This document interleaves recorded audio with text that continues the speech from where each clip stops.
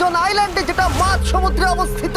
আর আমরা এখানে আগামী 7টা দিন কাটাতে চলেছি। আর আমাদের বোটটাই মাত্র চলে গেল, ওটা করেই আমরা ফিরে যাব আমরা এসব কেন করছি? মজা করার জন্য। এখানে প্রাকৃতিক সৌন্দর্যের অস্তিত্ব থাকলেও গত 250 বছর ধরে এখানে কোনো জনমানবের অস্তিত্ব নেই। কিন্তু পরের 7টা দিন আমরা এখানে কাটাবো, আর 4 ঘন্টার মধ্যেই কিন্তু অন্ধকার হয়ে যাবে। এখানে খুব গরম, এক্ষুনি আমাদেরকে শেল্টার বানাতে হবে। আচ্ছা, আমরা এখানে তো ক্যাম্প করতে পারি, জায়গাটা বেশ সুন্দর লাগছে। তাহলে আমরা এখন এখানে জিনিসগুলো রেখে কাঠ আনতে যাচ্ছি, আর তোমরা দুজন। আমরা ক্যাম্প বানাচ্ছি। হ্যাঁ, ঠিক আছে, তাই করো। চলো শ্যান, চলো চ্যান্ডেলার।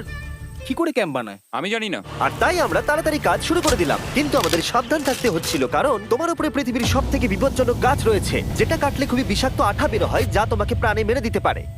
তাহলে আমরা এখানে কেন দাঁড়িয়ে আছি? আর ওদিকে নোলান আর ম্যাক আগুন জ্বালানোর জায়গা তৈরি করছিল। দেখো কত সুন্দর আগুন তৈরি করেছি আমরা। এখানে তো আগুন জ্বলছে না। না মানে এটাতে আগুন জ্বালানো যাবে। আর সেন আমাদের থাকার জায়গার ফ্রেম তৈরি করছিল। তুমি নিশ্চিত এটা আমাদের উপরে ভেঙে পড়বে না? সেন যখন বলেছে তখন ভরসা করা যেতেই পারে। সেরকম কিছু না। আর যখন আমরা এই সমস্ত কাজ করছিলাম, তখন আমরা বেশ কিছু বন্য প্রাণীরও দেখা পেলাম। ভাই, একবার এই মুরগিগুলোকে দেখো। এই, ওখানেই তোমরা দাঁড়াও। কিন্তু কিছুক্ষণের মধ্যেই বুঝতে পারলাম কেন ওরা দৌড়ে পালিয়ে যাচ্ছিল। এই, তুমি এখানে কি করছো? আরে এটা কি? হ্যাঁ, ও এটা একটা ছুরি। তুমি কি এই মুরগিগুলোকে মারার প্ল্যান করছো? হ্যাঁ, আমার একটা মুরগি চাই। আমরা মুরগি মারতে পারি না। জিমি, এখানে আসার আগে তুমি ডিনারটা কি করেছিলে? বলবো না। প্রথম দিনের বাকিটা ক্যাম্প তৈরি করতে কেটে গেল, যেটা ছিল বেশ সহজ। এখন তোমাদেরকে ক্যাম্প দেখাবো। এখানে আগুন জ্বলবে আর এখানে খাবার তৈরি হবে। এদিকে এসো।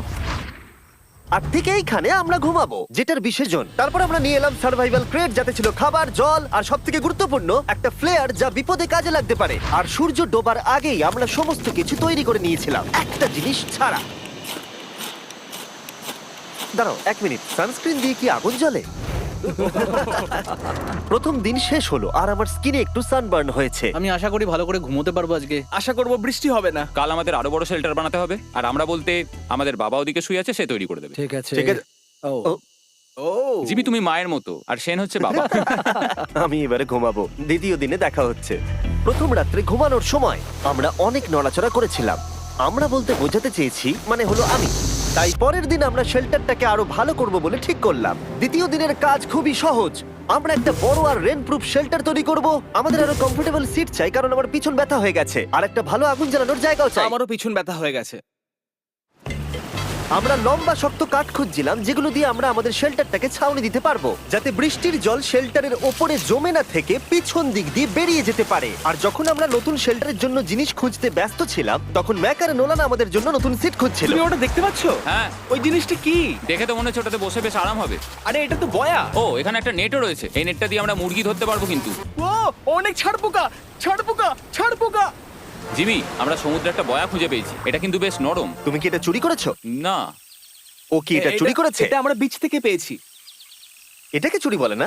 ও, এটা তো দারুণ। ঠিক আছে, এটা কাজে লাগবে। বাকি পুরো দিনটা আমি সেন আর চ্যান্ডেলার শেল্টার তৈরি করতে কাটিয়ে দিলাম। হ্যাঁ, ঠিক হচ্ছে, ঠিক হচ্ছে। এখানে এখনো রোদ আছে, কারণ সূর্য অনেকটাই নিচে, কিন্তু বেশিরভাগ সময়টাতেই এখানে ছায়া থাকবে। ওদিকে ম্যাক আর নোলান নারকোল পাড়ছে। ঠিক আছে। একটু সাবধানে, এটা কিন্তু বড় ছুরি। নারকোল। বাহ, দারুণ তো। এবং ওরা মুরগি ধরারও চেষ্টা করলো।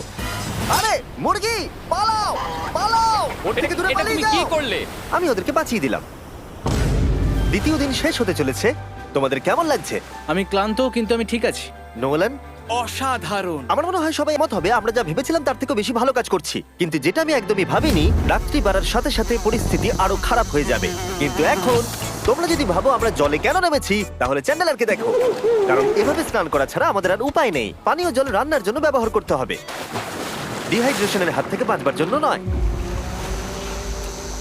তোমরা জানতে চাও আমি কি লক্ষ্য করেছি বয়েজ? কি লক্ষ্য করলে? আমাদের কাছে ছিল, আর এখন সেটা আর 6টা আছে। আর আজকে 2 নম্বর দিন। আমি জানি। এবার আমি একজন গার্জেনের মতো হয়েছি। জল ব্যবহারের ক্ষেত্রে সবাইকে খুব সচেতন হতেই হবে। ঠিক বলেছো। দাঁড়াও, তোমরা কিসের কথা? আমি তোমার হয়ে এগ্রি বলে ও, দিলাম। আচ্ছা, ঠিক আছে। এখন অন্ধকার হয়ে যাচ্ছে, শুতে হবে। যদি তোমরা চিনতে না পারো তাহলে বলে দিয়ে হলো ম্যাক যে এই ভিডিওতে আর 2 মাসে এই চ্যানেলেতে প্রায় $1.5 মিলিয়ন হেরে গেছে। এভাবে কি ইন্ট্রোডিউস করে ভাই? যদিও আমরা আমাদের শেল্টারটাকে আপগ্রেড করেছিলাম, তবুও প্রথম রাতের তুলনায় দ্বিতীয় রাতটা বেশি খারাপ কাটলো। আমরা এটা জানতাম না যে এই আইল্যান্ডটা পুরো ছাড় পোকায় ভর্তি। আমাদের গোটা রাত জুড়ে কামড়েছিল। আর এই কারণেই আমি আর চ্যান্ডেলার একদম ঘুমোতে পারিনি। আমার সারা রাত ঘুম হয়নি। সম্ভবত সব থেকে খারাপ রাত আমি কাটিয়েছি। দেখো আমার হাতে ওরা কিভাবে কামড়েছে, তোমরা কি দেখতে পাচ্ছ? হুম। আর যখন আমরা আমাদের ঘুমের প্রয়োজন মেটাচ্ছিলাম, তখন ছেলেরা কি করছিল তা তোমরা নিশ্চয়ই এতক্ষণে বুঝে গেছো। চলো মুরগি ধরি। না চলো মাছ ধরি। তো কালকে আমি আর নোলান ওই ঢিবিটার কাছে একটা বড় জাল পড়ে থাকতে দেখেছিলাম, আর আজকে এরা আমাকে সাহায্য করবে একটা ফাঁদ তৈরি। প্ল্যানটা হলো এখানে বড় করে নেটটা পাতা থাকবে, কোনগুলো ওপরে আটকানো থাকবে, আর তারপরেই মুরগি আমাদের। তাহলে চলো। যদি এখন আমি উঠে ওদেরকে আটকাতাম তাহলে এটা কখনোই হতো না, কিন্তু সত্যি কথা বলতে আমার এখন ওঠার মতো খবশিয়ালি শিকার করতে বেরিয়ে পড়লো। এটা তো খুব শক্তপোক্ত জাল। খুব শক্ত। এই তো পরের 30 মিনিট ধরে ছেলেরা নেট